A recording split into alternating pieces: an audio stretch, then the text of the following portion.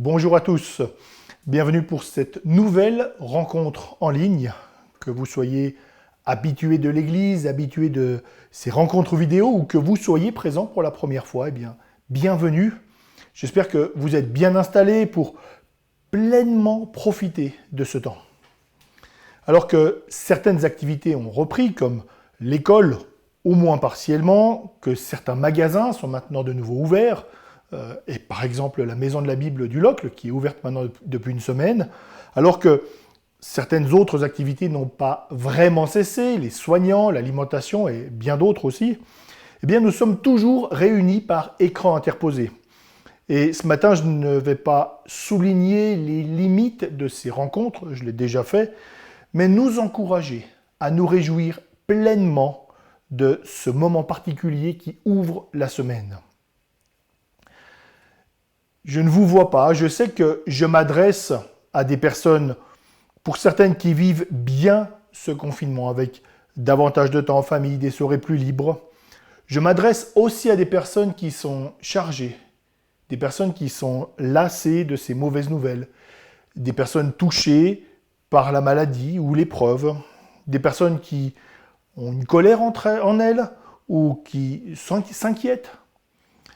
Et au cours de la semaine, nous pouvons même passer de l'une à l'autre catégorie selon notre humeur et selon les circonstances.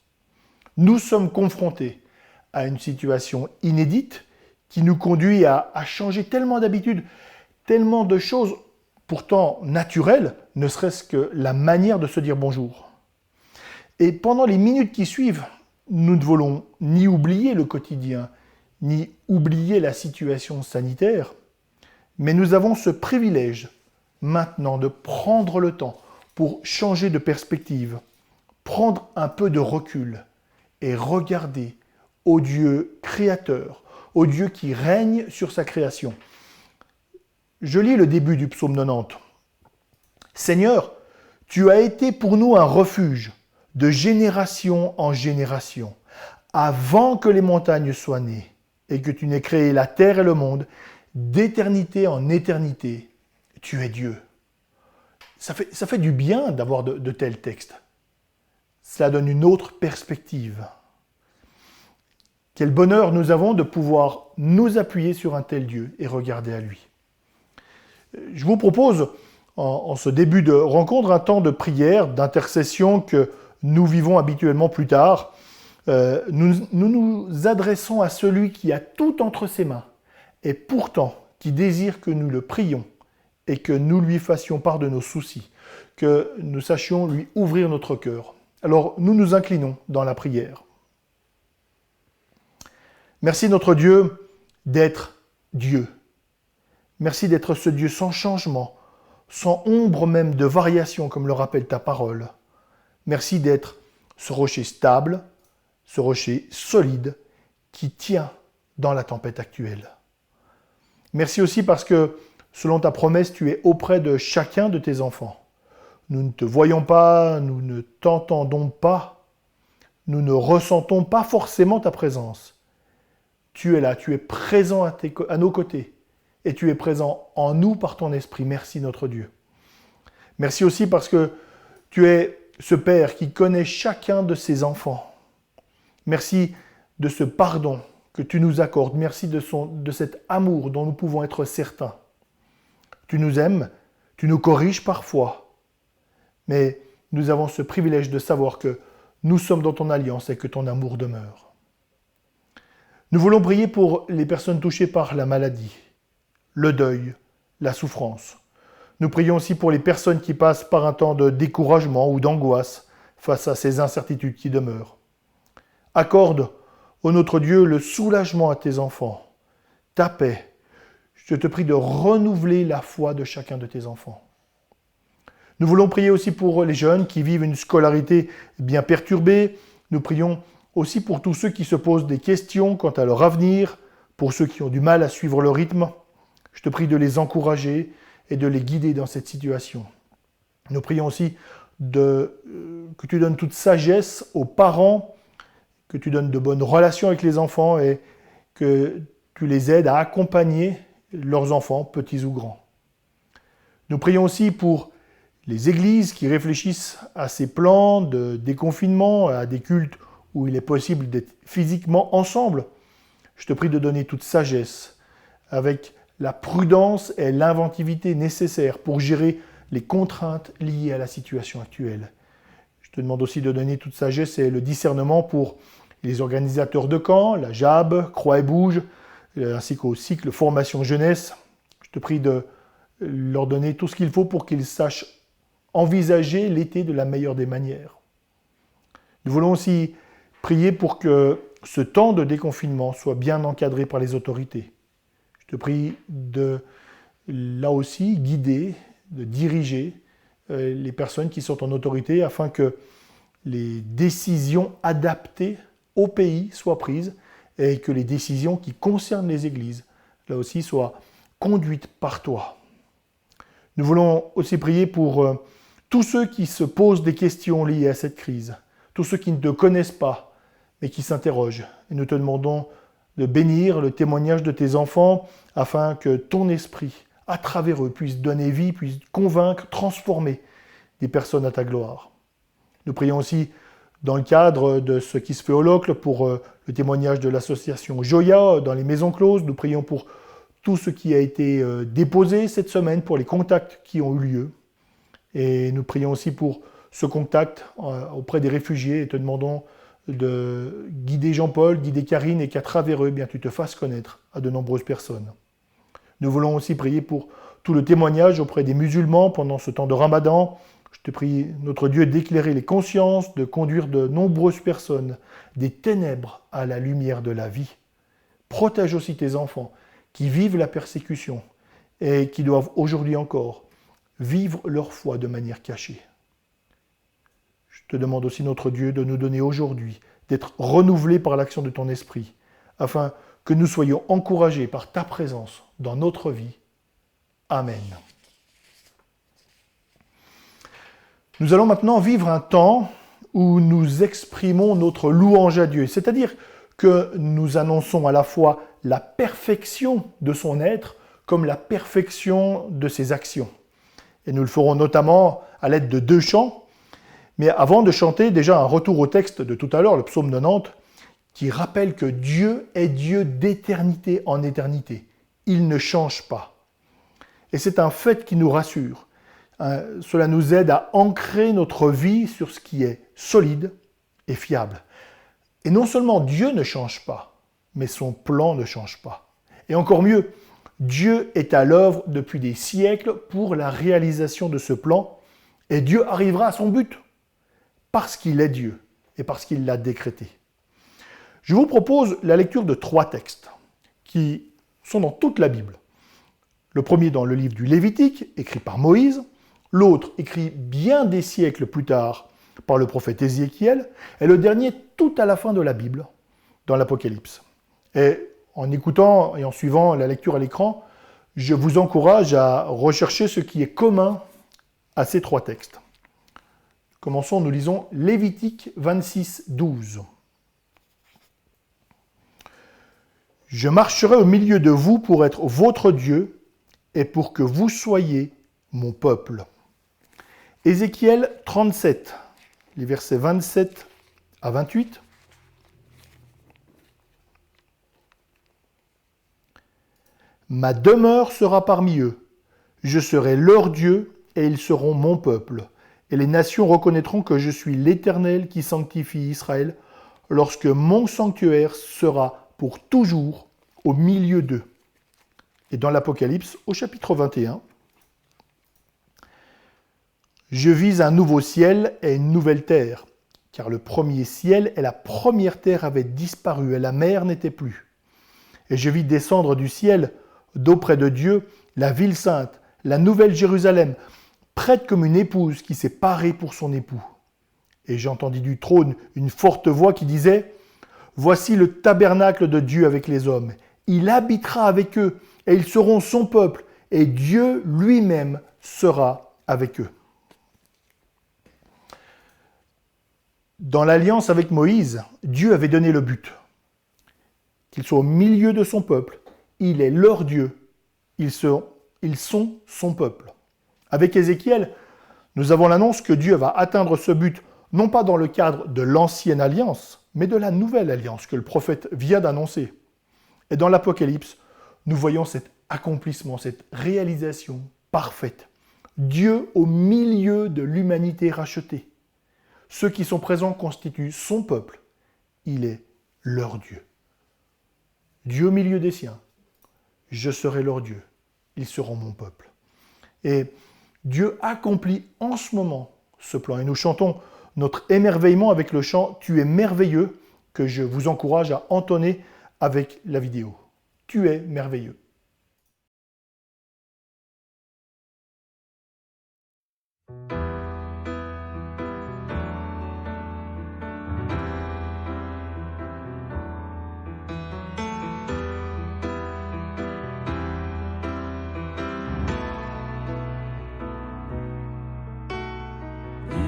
Comme toi, Dieu puissant éternel, tu nous as consolés, tu nous as relevés. Ton amour est si fort pour restaurer, sauver. Tu es merveilleux dans tout ce que tu fais. Tu es merveilleux dans tout ce que tu fais. Nul n'est comme toi, un père et un ami, si tendre et si patient, tu corriges et conduis, toujours à nos côtés, toujours pour nous aider. Tu es merveilleux dans tout ce que tu fais, merveilleux. Tu es merveilleux dans tout ce que tu fais. Nul n'est comme toi, Dieu d'amour et de paix, justice et vérité. En toi tout est parfait, lumière et sainteté, splendeur et majesté. Tu es merveilleux dans tout ce que tu fais, merveilleux. Tu es merveilleux dans tout ce que tu fais. Oh, tu es merveilleux dans tout ce que tu es, oui, merveilleux. Mon Père et mon Sauveur, mon ami, mon Seigneur. Tu es merveilleux dans tout ce que tu es. Tu es merveilleux dans tout ce que tu es.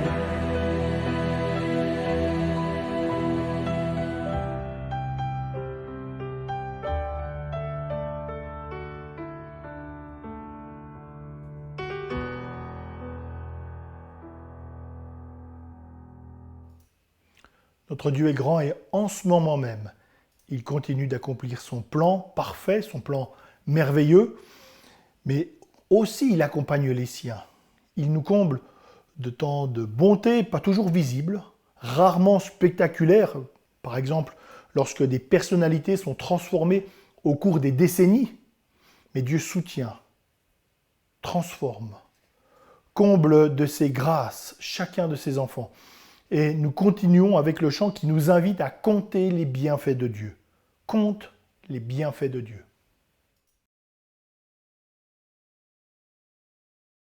Quand le vol de la tempête viendra assombrir ton ciel bleu, au lieu de baisser la tête, compte les bienfaits de Dieu, compte les bienfaits de Dieu, les bienfaits de Dieu, mets tous devant tes yeux, tous devant tes yeux, tu les verras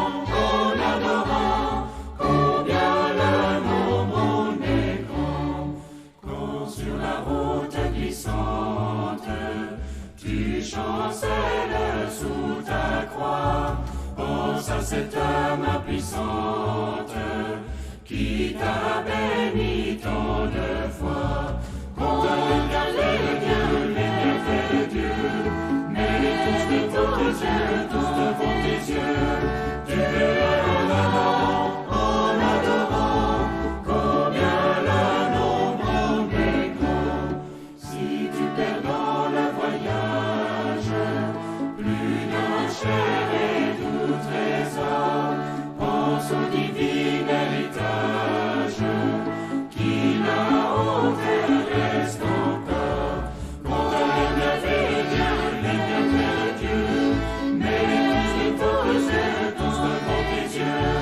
Tu verras en adorant, combien le nombre en est grand. Bénis donc, bénis sans cesse ce Père qui chaque jour répand sur toi la richesse de son merveilleux amour. Contemple les bienfaits de Dieu, mets tous devant tes yeux, tu verras en adorant, combien le nombre en est grand. Contemple les bienfaits de Dieu, mets tous devant tes yeux, tu verras en adorant, combien le nombre en est grand. Nous nous inclinons dans la prière. Merci, ô notre Dieu, pour ton soutien constant, ta présence, ton amour, ta patience, l'action transformatrice de ton esprit, et la réalité de la communion avec toi par Jésus-Christ. Tes bienfaits nous dépassent. Nous ne pourrions pas tous les compter, mais ce matin, nous voulons, au sein de nos situations bonnes ou difficiles, nous souvenir que tu es Dieu, que tu restes Dieu, qui comble tes enfants de bienfaits et qui nous donnera encore bien davantage lorsque tu achèveras ce plan que tu mets en place depuis le départ. Merci pour qui tu es notre Dieu. Amen. Juste avant la prédication, quelques mots pour dire que la semaine prochaine, nous continuerons, Dieu voulant, notre série sur Ésaïe avec la suite et la fin du 4e chant du serviteur, en Ésaïe 52, 13 à 53, 12, et nous verrons les 2 dernières strophes, avec un lien d'ailleurs avec ce que nous fêterons le week-end prochain, l'Ascension. Et bien sûr, avant cela, tout à l'heure, le programme pour les enfants sera disponible. Merci aussi à Valentin pour ce qu'il a fait, et merci à Mathieu, Rachel pour les questions techniques. La prédication de ce matin est assurée par Jérémy Cavin, pasteur de l'église réformée baptiste de Lausanne, que nous connaissons bien du côté des montagnes neuchâteloises. C'est un plaisir de t'accueillir. Merci beaucoup Jérémy pour ton service. On a aussi l'occasion de se côtoyer dans le cadre du cours de formation biblique. J'en profite d'ailleurs pour dire que les inscriptions, que ce soit pour cours de formation biblique ou pour les camps, sont ouvertes. Il y a encore réflexion pour savoir si ces camps, si ces cours auront lieu, mais il est possible de s'inscrire. Ce serait dommage, si ça a lieu, de se dire « Ah oui, maintenant je veux m'inscrire » et puis de trouver finalement une liste d'attente ou que les camps soient complets. Donc c'est encore possible de s'inscrire. Avant de laisser la parole à Jérémie, je vous invite à une lecture dans l'Ancien Testament, et nous allons lire en 1 Samuel 21, les versets 11 à 16. Je donne le contexte. David doit fuir en catastrophe devant le roi Saül pour sauver sa vie. Et je lis les versets 11 à 16.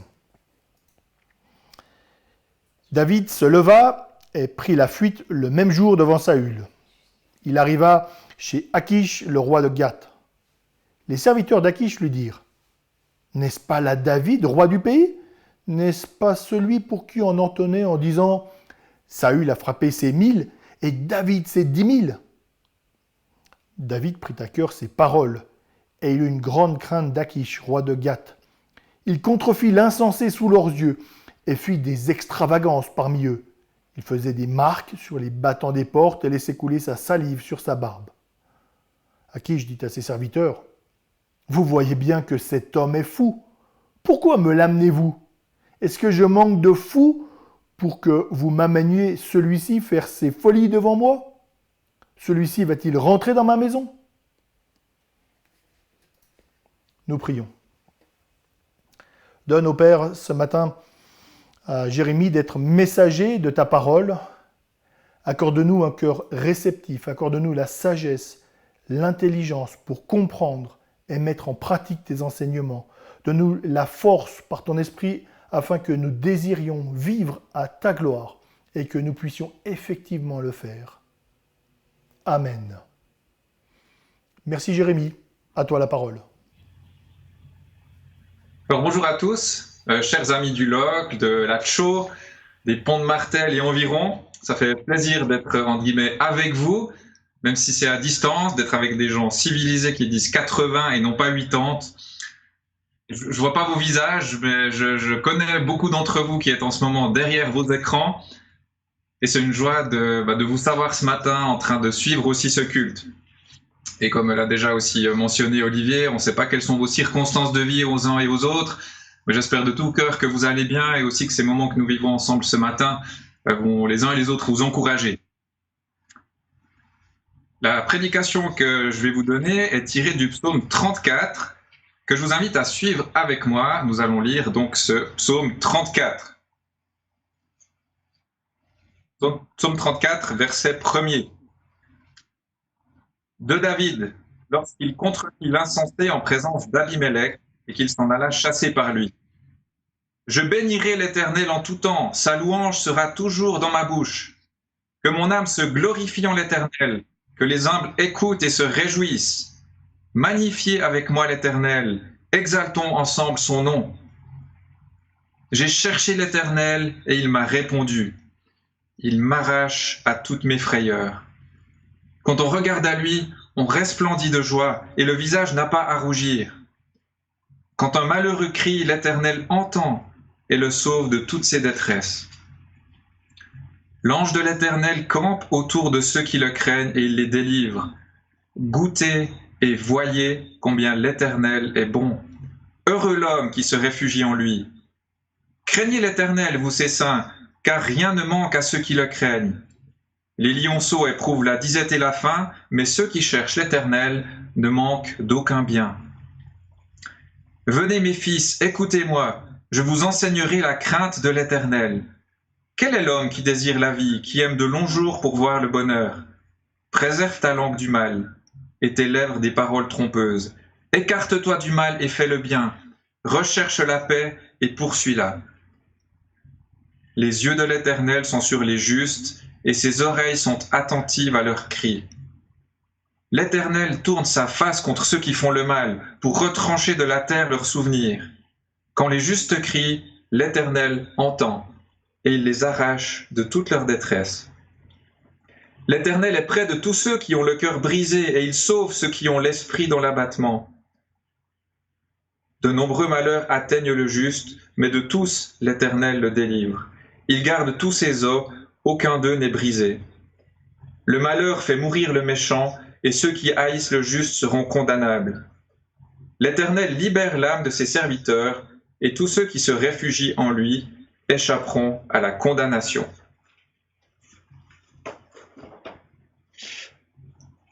Est-ce qu'il y a des choses dont vous êtes certain dans cette vie? Ces temps-ci, on se rend compte que même ce qui jusqu'ici nous paraissait acquis ne l'est plus forcément. Et puis nous avons toutes les incertitudes qui demeurent quant à notre avenir, concernant nos projets de vie. Quelle sera notre santé également ces prochains temps? Combien d'années de vie Dieu va-t-il encore m'accorder? Quelle sera ma situation professionnelle, familiale dans 10 ans? On est forcé de constater que notre monde est plein d'incertitudes et que nos vies même sont pleines d'incertitudes. Mais ce matin, j'aimerais que nous puissions considérer une chose certaine. Cette chose certaine, c'est que l'Éternel est bon. L'Éternel est bon. Et David, dans ce psaume 34, proclame la bonté de Dieu. Et il ne dit pas « l'Éternel est bon si » ou l'Éternel est bon lorsque. Non, l'Éternel est bon et il est toujours bon, quoi qu'il arrive. On l'a lu, David a composé ce psaume suite à un épisode précis qui nous est relaté au verset 1, lorsqu'il contrefit l'insensé en présence d'Abimélec et qu'il s'en alla chassé par lui. Ce qui fait référence à ce récit de 1 Samuel 21, où David, poursuivi par Saül, persécuté, se rend chez le roi philistin Achish, appelé aussi Ahimelech, c'est la même personne. On le reconnaît comme étant un ennemi des Philistins, c'est celui qui a tué Goliath, le champion philistin. Et du coup, quand on le reconnaît, David prend peur et il s'enfuit. Avant ça, il joue au fou et puis il s'enfuit. Et c'est dans ce contexte-là qu'il écrit ce psaume de louange. Et c'est vraiment un psaume de louange. Voilà la tonalité. David a un cœur débordant de louange, d'amour et de reconnaissance pour son Dieu. Et on constate que c'est bel et bien son Dieu. Il y a une vraie relation qui existe entre David et Dieu. Un David qui parle à Dieu, qui crie à Dieu, qui cherche Dieu, qui loue Dieu. Et un David qui sait que Dieu lui répond, écoute, délivre, compatit et agit. Et donc ce matin, nous pouvons méditer ensemble sur la bonté de Dieu, non pas comme une sorte d'attribut un peu théorique comme ça, mais comme une réalité à saisir, à goûter, à voir et à vivre au quotidien. Et ce, quelles que soient nos circonstances. Le but étant de nous amener à la louange. Alors j'ai intitulé cette prédication tout simplement « L'Éternel est bon ». Et nous aurons 5 points, je ne sais pas si c'est courant d'avoir des prédications à 5 points, 5 points dont les 2 premiers seront les plus longs. L'Éternel est bon, louez-le. L'Éternel est bon, cherchez-le. L'Éternel est bon, goûtez-le. L'Éternel est bon, craignez-le. Et l'Éternel est bon, croyez-le. Et je vous invite à avoir une Bible sous les yeux pour pouvoir suivre, puisqu'on va suivre le récit, le verset, le psaume.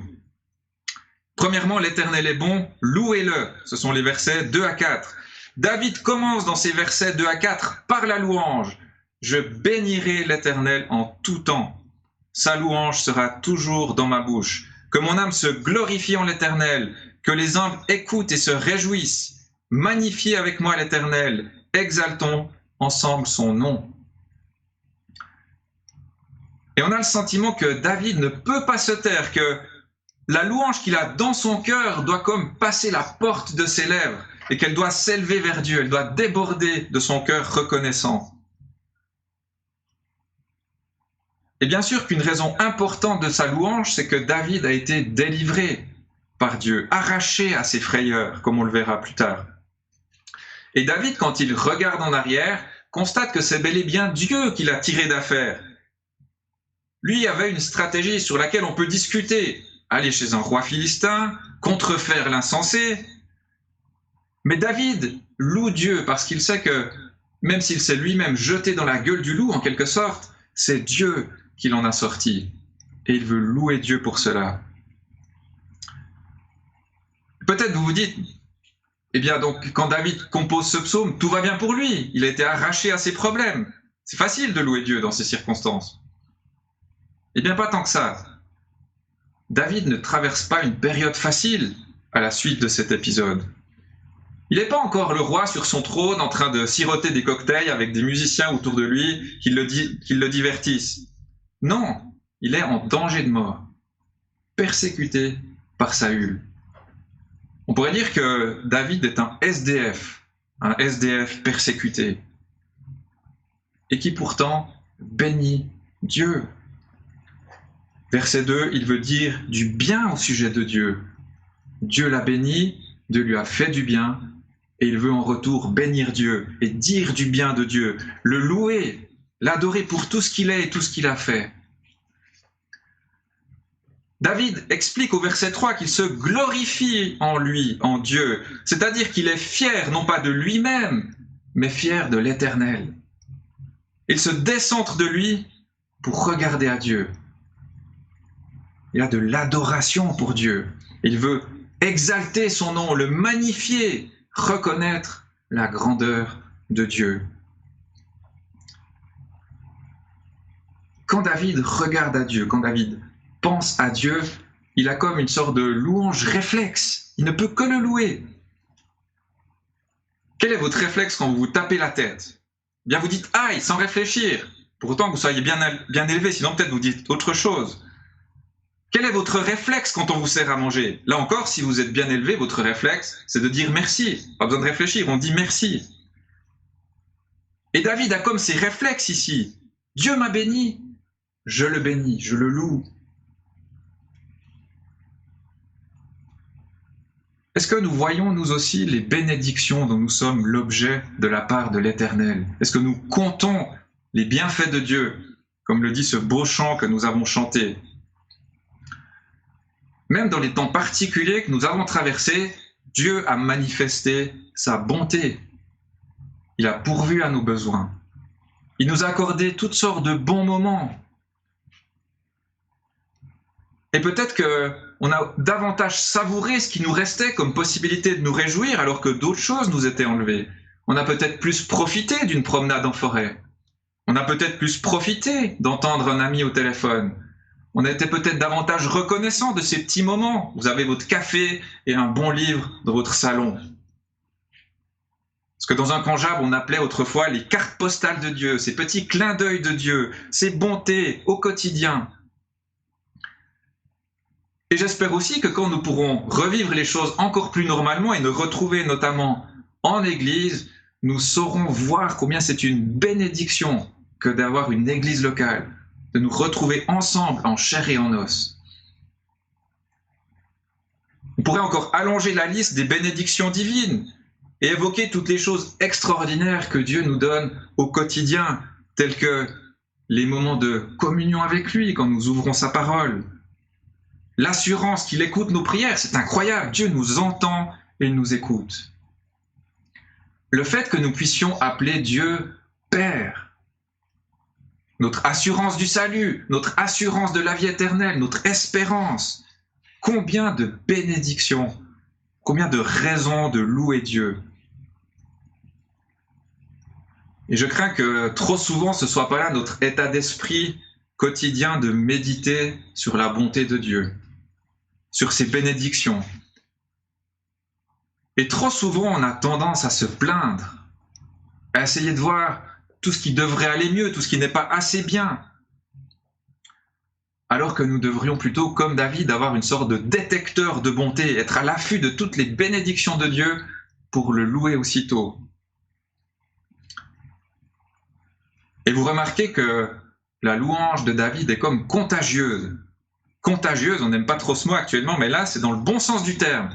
Il appelle les humbles à écouter et à se réjouir avec lui.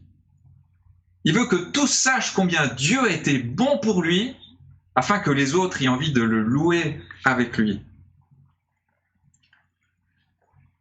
Et je pense que si nous étions plus fiers de Dieu encore, si nous savions encore mieux voir ces bénédictions, ce serait contagieux et l'Église pourrait devenir un lieu où nous nous émerveillons toujours plus ensemble de la personne et de l'œuvre de Dieu. Et où nous nous émerveillons tout particulièrement et premièrement de cette délivrance extraordinaire que Dieu nous a acquise, celle du péché par la mort de Christ à la croix. Est-ce que nous sommes encore émerveillés par cette réalité ? Non seulement dans notre vie quotidienne, mais aussi dans notre vie d'église. Est-ce que nos cultes sont des moments heureux pendant lesquels nous sommes heureux d'exalter ensemble l'Éternel parce qu'il nous a arrachés à nos péchés ? Et trop souvent, nos cœurs sont un peu trop tièdes lorsqu'on parle de la croix. Combien de fois, quand on prend la scène, nos pensées vadrouillent dans tous sens ? Combien de fois nous chantons des chants extraordinaires centrés sur l'Évangile, et là encore, nous pensons à autre chose ou nous chantons à demi-voix, alors que c'est là un bienfait, une bénédiction tellement extraordinaire qu'elle devrait nous amener à louer Dieu au quotidien. L'Éternel est bon, louez-le. Deuxièmement, l'Éternel est bon, cherchez-le. David dans ce psaume, cherche Dieu. Il veut s'approcher de lui. Et s'il le fait, eh bien c'est parce qu'il sait que l'Éternel est bon. Si Dieu était une sorte de tyran, de président froid et distant, il n'aurait aucune raison de chercher Dieu. Mais il sait que Dieu est bon. Et là, nous devons savoir que c'est absolument la vérité. L'Éternel est toujours bon. Quand nous allons frapper à sa porte, on n'est pas dans l'expectative de se demander s'il va, oui ou non, nous recevoir. Le ciel n'est jamais fermé pour cause d'épidémie. Avec Dieu, pas besoin d'avoir 2 mètres de distance. Pas besoin de faire la queue pour s'approcher de Dieu. En attendant que celui qui prie un petit peu trop longtemps ait terminé et que Dieu nous écoute enfin. Non, Dieu est toujours disponible et toujours prêt à nous manifester sa bonté. Mais il y a tout de même visiblement une condition pour que Dieu nous manifeste sa bonté. On la voit dans ce psaume, c'est l'humilité. Au verset 3, David a appelé les humbles à se réjouir. Et dans les versets 5 à 7, nous retrouvons cet état d'esprit de celui qui se sait petit, en fait, devant Dieu. Regardez, versets 5 à 7, « J'ai cherché l'Éternel et il m'a répondu. Il m'arrache à toutes mes frayeurs. Quand on regarde à lui, on resplendit de joie et le visage n'a pas à rougir.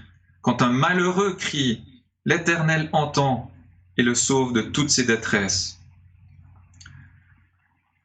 Dieu ne délivre pas premièrement ceux qui ont confiance en eux-mêmes, ceux qui mettent leur foi dans leur sagesse, dans leur stratégie, leur tactique, leur projet, leur performance. Mais Dieu aime manifester sa bonté à ceux qui le cherchent et qui crient à lui en disant en quelque sorte « Seigneur, je n'y arrive pas sans toi ». David, dans cet épisode où il s'est rendu chez les Philistins, qu'il a contrefait l'insensé, il n'était pas exempt de tout reproche. Il y a des choses à redire.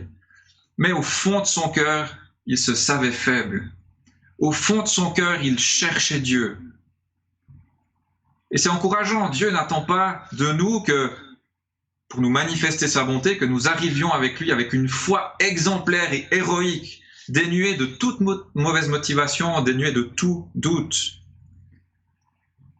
Mais il attend que même quand notre foi est parfois faible, petite, nous venions devant lui humblement et que nous adressions notre demande au bon endroit. Et le bon endroit, c'est toujours Dieu. Vous êtes peut-être dans la détresse, pour reprendre ce mot qu'on trouve dans ce psaume, la détresse. La détresse à cause des circonstances actuelles ou peut-être pour d'autres raisons, de votre vie personnelle. Peut-être que vous avez peur pour votre travail, votre stabilité professionnelle. Peut-être que vous êtes dans la détresse parce que vous avez des relations compliquées dans votre famille, avec quelqu'un de l'église ou un collègue. Peut-être que vous êtes dans la détresse parce que vous avez l'impression de servir à rien dans votre vie. Vous ne voyez pas le sens à vous lever le matin. Peut-être que vous êtes dans la détresse parce que vous avez des mauvaises habitudes, des péchés récurrents et que vous avez le sentiment que ça vous colle à la peau. Eh bien, Dieu attend premièrement que vous le cherchiez, que vous regardiez à lui et que vous criez à lui, conscient de votre faiblesse et de sa force. Conscient que tout seul, vous ne pouvez pas traverser cette épreuve, mais qu'avec Dieu, vous avez un Dieu bon qui pourvoit à vos besoins. Selon David, que fait Dieu avec ceux qui s'approchent dans cette attitude de lui? Que fait Dieu avec ceux qui viennent humblement devant lui? Eh bien, on a ces réponses que nous donne le psaume. L'Éternel répond. L'Éternel arrache aux frayeurs. L'Éternel redonne la joie. L'Éternel entend. L'Éternel sauve de toutes les détresses. Et je dois vous avouer qu'en étudiant ce psaume, je me suis posé la question, mais en fait, est-ce vraiment toujours le cas? Est-ce que vraiment l'Éternel me sauve de toutes mes détresses? Est-ce qu'il n'y a pas une exagération dans ces promesses que nous évoque ici David? Je pense qu'il y a 2 aspects à la délivrance qu'évoque David. 2 aspects. d'abord la délivrance de l'épreuve en tant que telle, mais aussi la délivrance des frayeurs que suscite cette épreuve.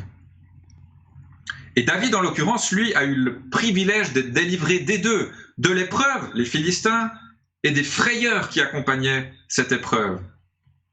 Et Dieu peut aussi nous délivrer des deux aussi quand on est dans la détresse, faire disparaître l'épreuve, et donc du coup la peur qui accompagne cette épreuve, la détresse qui l'accompagne. Mais est-ce toujours le cas? On peut commencer par ce qui est certain. Ce qui est certain, c'est que de nombreux passages promettent que ceux qui confient leurs soucis à Dieu, leurs angoisses, leur détresse, reçoivent la paix. Oui, Dieu promet de nous arracher bel et bien à nos frayeurs. Philippiens 4,6 nous appelle à ne pas nous inquiéter, mais à remettre nos soucis à Dieu. Et il y a cette promesse que nous recevons alors la paix qui surpasse toute intelligence. Quand nous sommes accablés par l'épreuve, c'est premièrement ça que nous devrions chercher, la paix. Parce que Dieu promet que lorsque nous crions à lui, il nous donne sa paix. Et finalement, même si l'épreuve ne disparaît pas, recevoir la paix, est-ce que ce n'est pas l'essentiel? Quand on est en paix, est-ce que ce n'est pas la plus belle chose qui puisse nous arriver? Et la paix est accompagnée toujours de la joie. Verset 6, quand on regarde à lui, on resplendit de joie. Alors si vous avez le sentiment d'être dans la détresse ces temps-ci, dans la peur, eh bien Dieu vous appelle à suivre l'exemple de David dans ce psaume et à confier vos détresses à Dieu et à lui demander de vous donner sa paix. Regardez à Dieu. Mais il faut regarder aussi avec ce regard qui a la foi et qui croit que Dieu est bon. Et je constate en tout cas dans ma vie qu'il faut souvent du temps pour intégrer cette vérité que oui, Dieu est vraiment bon et donc oui, je peux vraiment être en paix. Et on a des fois des espèces de combats intérieurs pour qu'enfin on arrive à capituler et à arriver à se confier entièrement en la bonté de Dieu. Mais souvenez-vous, l'Éternel est bon, toujours bon. Alors on a la promesse que Dieu nous arrache à nos frayeurs et qu'il nous donne sa paix. Est-ce qu'on a la promesse d'être délivrés de nos épreuves? J'aimerais beaucoup pouvoir vous dire oui, nous avons la promesse d'être délivrés de nos épreuves. On a d'autres promesses, un peu moins absolues. Par exemple, celle-ci en 1 Corinthiens 10,13, selon laquelle nos épreuves ne peuvent pas être plus lourdes que ce que nous pouvons supporter. Une autre promesse, l'épreuve produit la patience. Jacques 1,3. Ce qui nous amène à dire que lorsque nous sommes encore éprouvés, c'est que nous avons encore des choses à apprendre.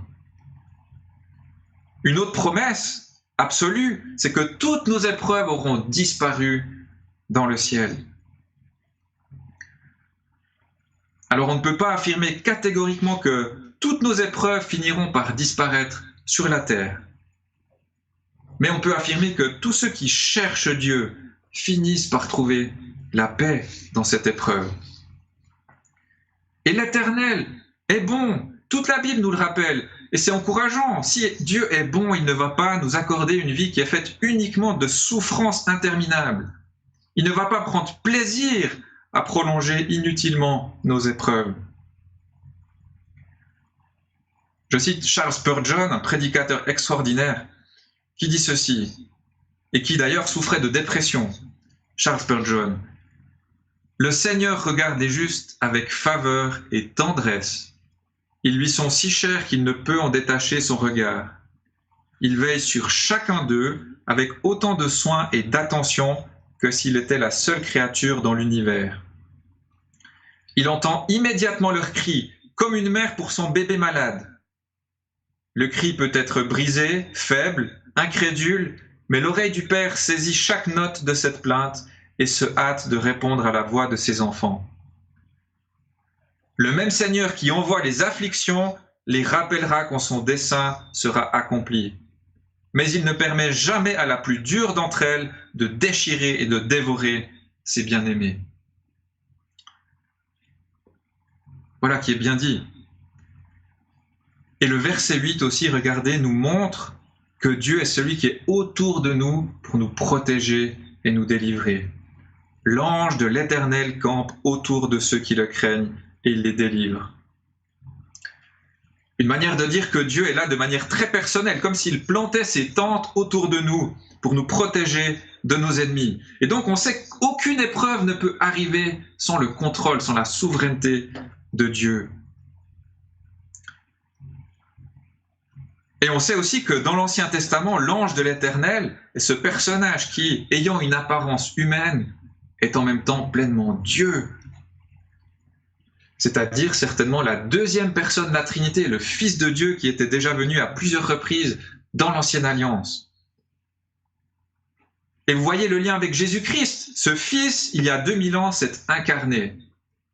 Il est devenu homme, Jésus-Christ. Et lui est notre protecteur et rien ni personne ne peut nous nuire. Rien ne peut nous séparer de l'amour de Jésus-Christ pour nous, de sa bonté pour nous. Nous sommes dans le camp des bien-aimés de Dieu. Alors voilà pourquoi nous pouvons chercher Dieu, parce que Dieu est bon et qu'il l'a montré tout particulièrement en Jésus-Christ. L'Éternel est bon, louez-le. L'Éternel est bon, cherchez-le. Troisièmement, l'Éternel est bon, goûtez-le. Versets 9 à 11. Pendant un séjour chez une famille anglaise, il y a quelque temps, je faisais l'éloge de la fondue au fromage. Et je pouvais expliquer autant que possible ce qu'est une fondue, disserter sur le goût, sur la texture, sur le concept des fourchettes qu'on trempe dedans. Le meilleur moyen de faire comprendre à un Anglais que la fondue, c'est bon, c'est de lui faire goûter. Alors c'est ce que nous avons fait et tout le monde était ravi. Je dis, cela est délicieux. Une unanimité, la fondue, c'était bon. Revenons à quelque chose de plus sérieux. Mais voyez le parallèle. David, dans les versets 9 à 11, nous appelle à expérimenter, à goûter la bonté de Dieu. Goûtez et voyez combien l'Éternel est bon. Heureux l'homme qui se réfugie en lui. Craignez l'Éternel, vous ses saints, car rien ne manque à ceux qui le craignent. Les lionceaux éprouvent la disette et la faim, mais ceux qui cherchent l'Éternel ne manquent d'aucun bien.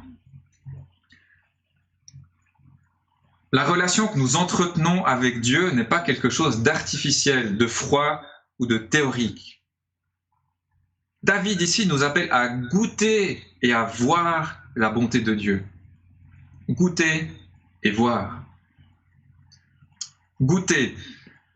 Peut-être que vous aimez comme moi la randonnée en montagne. Peut-être qu'il vous est arrivé de vous retrouver dans des conditions météorologiques difficiles. Le vent, le froid, la neige, peut-être l'orage. Quel est votre réconfort dans ces circonstances? Le réconfort du marcheur, c'est de savoir qu'il va bientôt arriver à la cabane, au refuge, et que là, il pourra s'asseoir à l'abri, au chaud, et manger une bonne soupe au coin du feu. Or, Dieu est notre refuge, dit David. Heureux l'homme qui se réfugie en lui. Lorsque nous sommes éprouvés par les tempêtes de la vie, Dieu attend que nous nous réfugions en lui. Pour prendre un terme à la mode, il attend que nous nous confinions en lui et que nous goûtions et expérimentions combien il est bon, combien sa présence est chaleureuse, réconfortante, rassurante.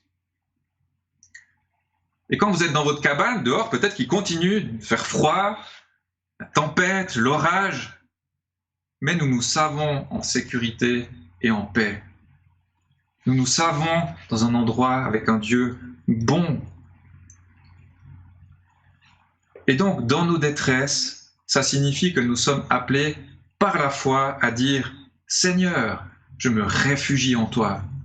Fais-moi goûter ta bonté. »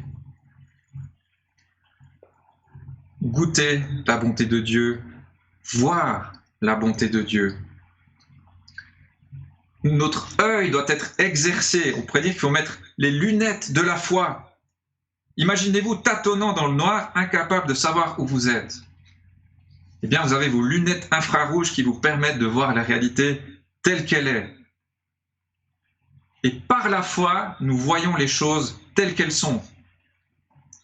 Par la foi, nous voyons que Dieu est bon, même si autour de nous, tout semble dire le contraire. Est-ce que vous avez réussi à faire cet exercice de recul ces derniers temps? C'était difficile. On avait des fois un peu de la peine à voir plus loin que le bout de notre nez. Et ça pouvait susciter de la peur, du découragement, du pessimisme. Mais les lunettes de la foi regardent au-delà, elles regardent à la bonté de Dieu. Et voilà le meilleur moyen d'être délivré de nos détresses et de nos peurs. Goûter et voir combien l'Éternel est bon. Et si nous doutons de cette bonté de Dieu, ce qui nous arrive bien trop souvent, eh bien on peut en faire un sujet de prière et demander « Mais Seigneur, montre-moi combien tu es bon. Convainc-moi de ta bonté. Affermis ma foi. »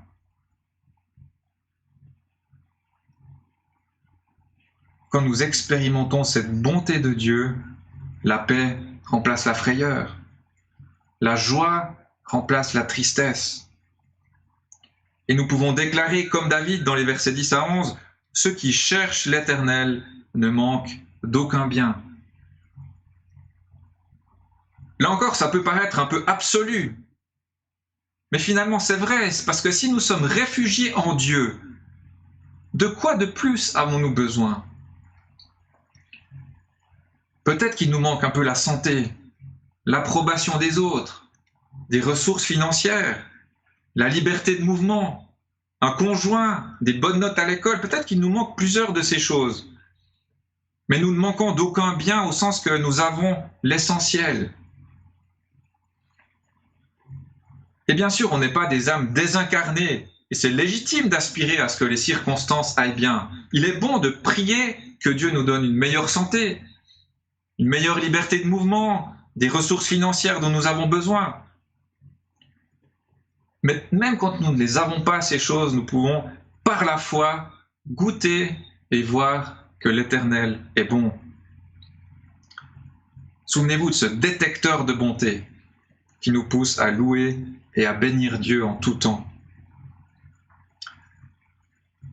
Quatrièmement, l'Éternel est bon, craignez-le. Versets 12 à 15. On pourrait résumer très simplement le propos ainsi. Dieu ne manifeste pas sa bonté à ceux qui ne le craignent pas. Ou plutôt, bien sûr, Dieu, dans sa grâce commune, accorde à tous, même aux non-chrétiens, des bénédictions, c'est vrai. Mais c'est seulement à ceux qui le craignent, c'est-à-dire aux chrétiens, que Dieu manifeste sa bonté d'alliance, sa bonté de Père. Seuls ceux qui craignent Dieu peuvent goûter vraiment et voir combien l'Éternel est bon, peuvent avoir l'assurance d'accéder au trône de la grâce et de voir leurs prières exaucées. Seuls ceux qui craignent Dieu peuvent recevoir cette paix qui surpasse toute intelligence. Mais qu'est-ce que c'est craindre Dieu? Relisons ces versets 12 à 15. « Venez mes fils, écoutez-moi, je vous enseignerai la crainte de l'Éternel. Quel est l'homme qui désire la vie, qui aime de longs jours pour voir le bonheur? Préserve ta langue du mal et tes lèvres des paroles trompeuses. Écarte-toi du mal et fais le bien. Recherche la paix et poursuis-la. » Et David nous propose ici une réflexion similaire à celle du livre des Proverbes, qui dit en fait ceci. Si tu veux être heureux, crains Dieu, obéis à Dieu.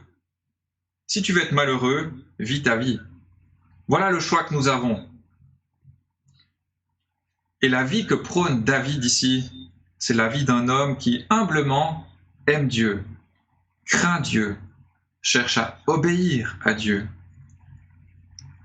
Et David nous dit qu'un tel homme est béni de Dieu, que Dieu va lui manifester sa bonté. Et un tel homme à qui Dieu manifeste sa bonté ne peut que être heureux.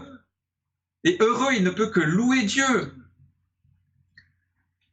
Et ça, c'est la vie idéale à laquelle Dieu veut nous conduire. Et bien sûr qu'il faut toute la vie, et que même à la fin de notre vie, on n'y arrive pas pleinement, et qu'on a des hauts et des bas dans notre vie. Mais c'est ça la vie que Dieu veut pour nous. Une vie où nous aimons Dieu, où nous servons Dieu, où nous craignons Dieu, où nous obéissons à Dieu, où nous crions à Dieu et où nous recevons en retour sa bénédiction, son amour, sa paix et la pleine conscience de sa bonté. Et David nous dit qu'une manière de vivre cette bonté, eh bien donc, c'est la crainte de Dieu. Et il nous montre ici en fait ce qu'est cette vie du craignant Dieu. Ça concerne notre langue, la pratique du bien, l'éloignement du mal. Et David nous dit en fait que savoir que Dieu est bon, ça nous conduit non pas à la désobéissance, au laxisme, mais à l'obéissance. Celui qui connaît la bonté de Dieu, on ne va pas se reposer sur cette certitude, il dit bon, de toute façon, Dieu m'aime, Dieu est bon, il se désintéresse de mes actes et je peux vivre ma vie à ma guise. Non, celui qui connaît la bonté de Dieu sera tellement reconnaissant qu'il va chercher de tout son cœur à craindre Dieu et à le manifester par son obéissance. L'Éternel est bon, craignez-le. Nous avons vu déjà 4 appels que nous lance ce psaume. Puisque l'Éternel est bon, louez-le, cherchez-le, goûtez-le, craignez-le, et finalement, croyez-le. Versets 16 à 23. Et j'aimerais encore insister sur cette dimension de la foi ici. Parfois, on peut avoir l'impression que Dieu n'est pas si bon que ça. Et quand on fixe nos yeux sur nos épreuves et nos souffrances, qui sont parfois terribles, c'est vrai, ou la souffrance autour de nous, il nous arrive de nous demander, mais Seigneur, est-ce que tu es vraiment bon? Je ne le vois pas, je ne le goûte pas, j'ai pas l'impression que tu me délivres, pas l'impression que tu sauves, pas l'impression que tu protèges, comme tu le promets dans ce psaume.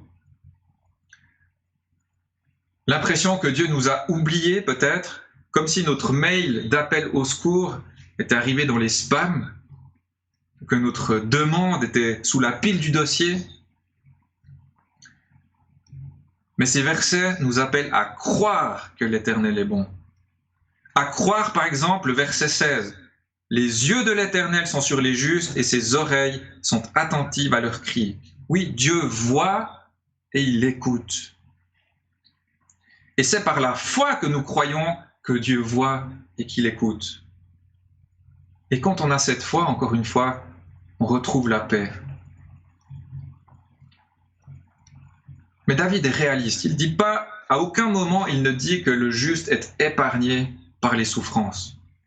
Au contraire, les justes ont parfois le cœur brisé et l'esprit dans l'abattement. Verset 19.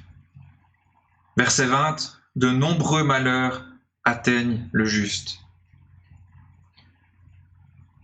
La bonté de Dieu ne signifie pas l'absence de malheur, l'absence d'épreuves et de tristesse. Et la bonté de Dieu signifie sa présence dans ses malheurs, dans ses épreuves et dans ses tristesses. Le verset 19 nous dit que l'Éternel est près de ceux qui ont l'esprit dans l'abattement. Dieu est toujours près de nous, même quand nous nous sentons isolés, seuls, malheureux, en détresse. Et il est près de nous et il reste bon, toujours. Et là on se dit, oui, mais alors pourquoi, s'il est bon, est-ce qu'il ne nous délivre pas tout de suite de l'épreuve? Calvin dit ceci, « Notre foi s'assoupirait si nous étions exempts de toute épreuve et de tout malheur. Notre piété resterait ensevelie. » Ça veut dire que si Dieu permet que nos épreuves durent, c'est pour fortifier notre foi et notre dépendance de lui. Et c'est pour nous manifester encore plus puissamment sa bonté dans des circonstances qui parfois nous semblent désespérées. Nous avons besoin de cette foi pour croire que Dieu est bon. C'est par la foi aussi que nous nous projetons dans cet avenir où toute injustice et toute épreuve disparaîtront. Et où sa bonté éclatera d'une manière encore plus extraordinaire et où sa justice triomphera. Regardez les versets 22 à 23, on va terminer par cela. Verset 22, « Le malheur fait mourir le méchant, et ceux qui haïssent le juste seront condamnables. L'Éternel libère l'âme de ses serviteurs, et tous ceux qui se réfugient en lui échapperont à la condamnation. » Deux catégories de personnes. D'un côté, ceux qui vivent cette dynamique décrite dans ce psaume, qui cherchent Dieu, qui louent Dieu, qui craignent Dieu. De l'autre, ceux que David et la Bible appellent les méchants, qui vivent le contraire, qui se désintéressent de Dieu. Et David nous dit que Dieu récompense les premiers et il punit les seconds. Et il se projette certainement vers ce jugement final, ce jugement dernier. Et là, les méchants qui auront vécu sans Dieu, qui peut-être auront eu moins d'épreuves que nous, eh bien seront condamnés pour l'éternité loin du Dieu bon. Et à l'inverse, ceux que la Bible appelle les justes, et c'est uniquement par grâce qu'on peut être appelé ainsi juste, ceux-là, ceux qui auront essayé de vivre en communion avec ce Dieu bon, qui auront eu peut-être des détresses nombreuses, mais expérimenté aussi la délivrance des détresses, ceux-là vivront l'éternité dans la présence du Dieu bon. Quelle est la vie que vous préférez? Quelle est la vie que nous préférons? Une vie avec le Dieu bon, parfois difficile, mais avec l'assurance aussi du triomphe de la justice et de la bonté, ou une vie où nous essayons de nous dépatouiller tout seuls dans nos détresses, sans Dieu, sans rocher, sans refuge. Un jour, tout rentrera dans l'ordre. Alors que Dieu nous donne, dans l'attente de ce jour glorieux, d'être certains toujours plus de cette vérité, que l'Éternel est bon, et qu'il nous donne toujours plus de pouvoir le goûter et de pouvoir l'exprimer par de vraies louanges. L'Éternel est bon. Amen. Et je vous invite à la prière. Seigneur notre Dieu, combien c'est précieux en ces temps, mais en fait en tout temps, à chaque jour de notre vie, de pouvoir par la foi regarder à ces réalités invisibles, mais tellement vraies et tellement réconfortantes concernant ta personne et en particulier ta bonté. Oui, nous voulons te louer parce que tu es bon et que cette bonté n'est pas quelque chose de variable, de changeant, mais tu restes immuablement bon et tu promets que tes enfants peuvent goûter cette bonté, la vivre, l'expérimenter, la voir en toutes circonstances. Et nous te prions alors d'affermir notre foi pour que nous soyons pleinement conscients que cela est la vérité, pour que nous puissions prendre du recul par rapport aux détresses que nous traversons, aux peurs que nous pouvons avoir. Que tu nous aides à regarder à ces réalités invisibles. Accorde-nous aussi des cœurs toujours plus enclins à la louange, que tu nous pardonnes en particulier notre ingratitude, notre mécontentement, notre tendance à nous plaindre, à voir la vie en noir, et que Seigneur, tu nous donnes toujours plus des cœurs qui sachent te louer et qui aient le réflexe de voir aussi tous tes bienfaits que tu nous manifestes à chacune de nos journées de toutes sortes de manières. Et que tu nous donnes en particulier de pouvoir être toujours plus reconnaissants et émerveillés par l'œuvre de Jésus-Christ à la croix pour notre salut. Au nom de Jésus-Christ. Amen. Et nous allons chanter encore un dernier chant intitulé « Bénis Dieu, ô mon âme », un chant qui nous appelle, comme le dit le titre, à bénir Dieu, à rendre gloire à son saint nom. Et en particulier la deuxième strophe que je vous lis, « Riche en bonté et lent à la colère, ton nom est grand et ton cœur est bon. Je ne cesserai de chanter tes bontés, j'ai des milliers de raisons pour louer. » Alors chantons ce beau cantique.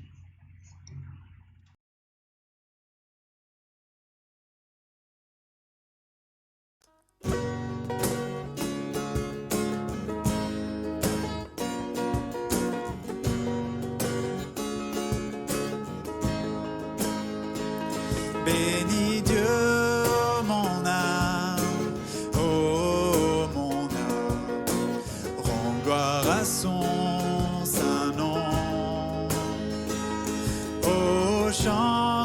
jamais. Oh mon âme, rends gloire à son saint nom. Voici l'aurore, l'aube d'un nouveau jour. Pour toi un chant doit s'élever devant ce qui m'attend et ce qui pourrait arriver.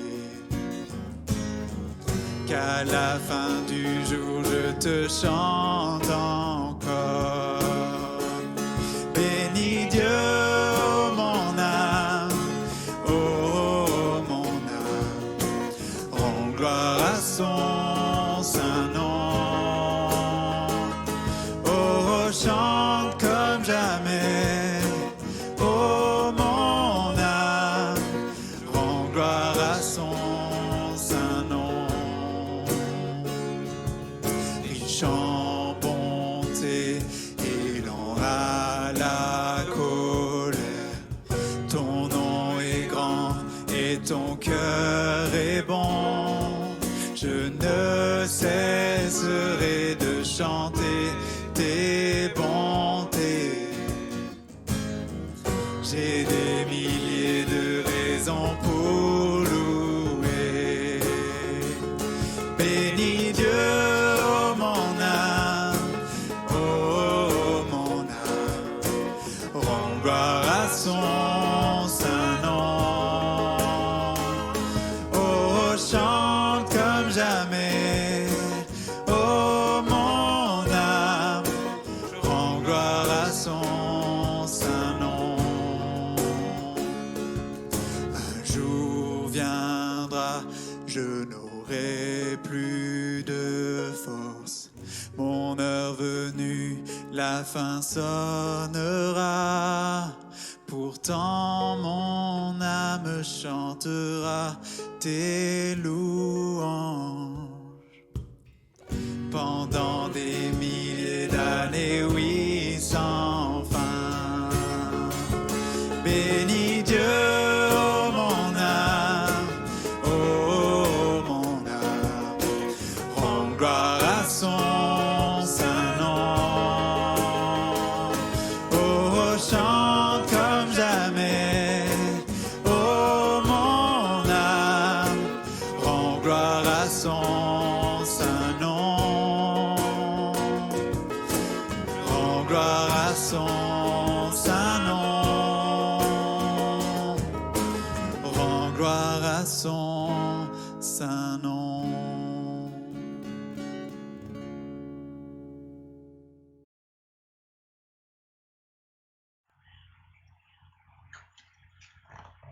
Voilà un magnifique chant, que ça puisse nous accompagner aussi dans la semaine à venir. Et pour terminer ce culte, je vous lis encore 2 versets tirés de l'épître de Paul aux Éphésiens, à la fin du chapitre 6, les 2 derniers versets de l'épître. Que la paix et l'amour soient donnés aux frères avec la foi, de la part de Dieu le Père et du Seigneur Jésus-Christ. Que la grâce soit avec tous ceux qui aiment notre Seigneur Jésus-Christ d'une manière inaltérable. Amen. Et je me réjouis vraiment de vous revoir bientôt, j'espère, en chair et en os. Et en attendant, je vous souhaite vraiment tout le meilleur. Et je pense régulièrement aussi à vous et à cette Église qui m'est encore chère. Voilà, tout de bon et à bientôt.